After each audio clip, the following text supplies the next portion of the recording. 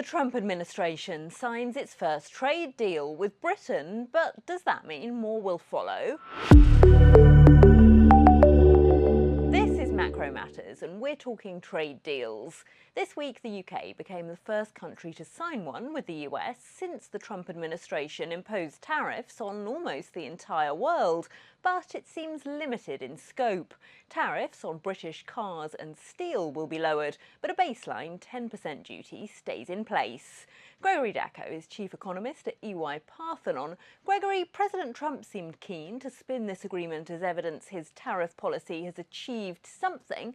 Is there an upside for the US economy in this? Well, I think generally speaking, this is not necessarily a good illustration of how trade deals will evolve going into the rest of 2025.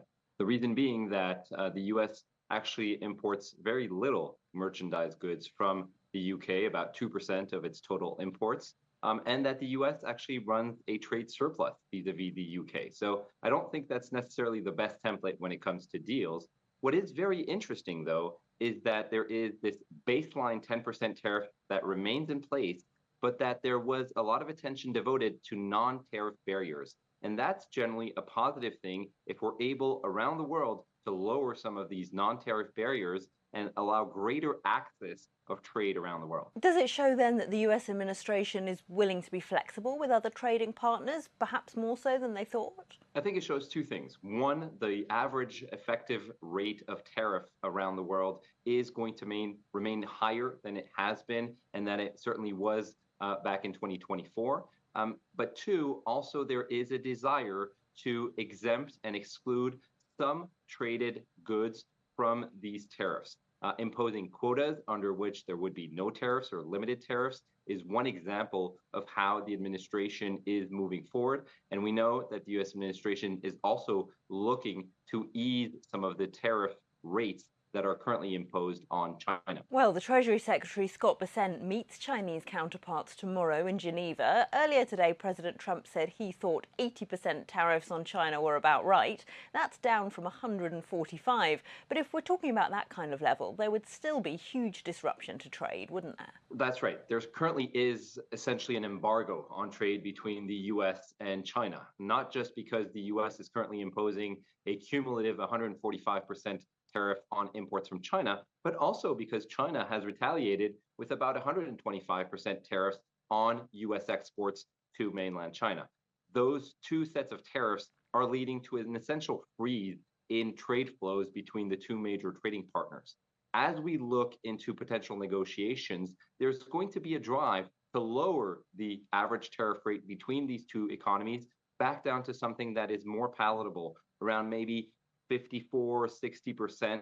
I know the administration has talked about 80%, but we're likely to see more of a move and more exclusions and exemptions to try to alleviate some of the shock, in particular, on the US economy and on private sector confidence at this juncture. Will those high rates imposed on China, though, even the lower ones you're talking about, be enough to slow the US economy, even if the US administration strikes deals with other trading partners? I think that's very important to underscore because we are in an environment where the US average tariff rate has gone up from 2.5% to 25%.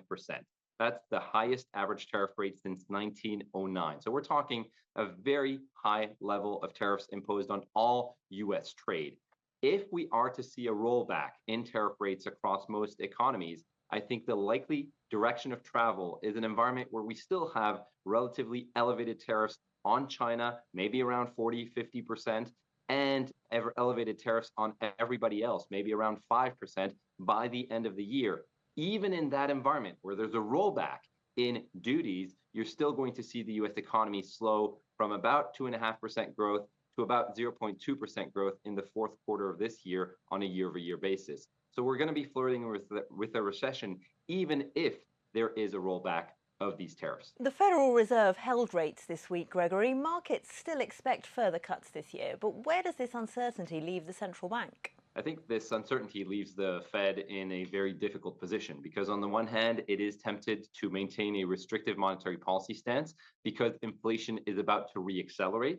But on the other, it is conscious of the potential drag on economic activity from higher tariffs and the risk that the unemployment rate might start to creep up which would argue for an easing of monetary policy. I think Powell highlighted what the Fed's going to do. The Fed's going to be very data reactive, wait to see evidence of an economic slowdown before providing any type of easing. And I think that delays the potential onset of any rate cuts to July, where the Fed may consider a 25 basis point rate cut to offset some of the drag from these increased tariffs, and then proceed with a couple more rate cuts in the back end of 2025 in September and December, and perhaps accelerate the pace of easing as it sees economic activity slow and the U.S. economy unfortunately flirt with a recession. That was Gregory Daco of EY Parthenon. Don't forget you can watch more videos on Reuters.com.